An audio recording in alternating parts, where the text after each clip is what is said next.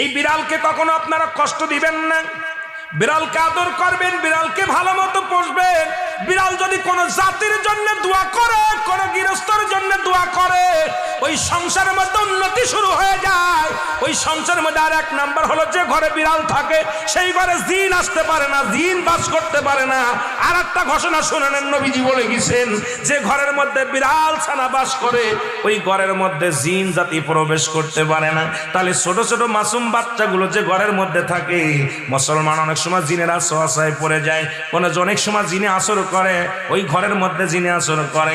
যে ঘরের মধ্যে বিড়ালকে আদর করে বিড়াল থাকে, ওই ঘরের মধ্যে বিলাই বিড়াল বিড়াল বিলাই বিলাই, এইটা যার ঘরের মধ্যে আছে এই ঘরের মধ্যে দুষ্ট জিনেরা আসতে পারে না। জোরে জোরে চিল্লায়া বলা যাবে না মারহাবা।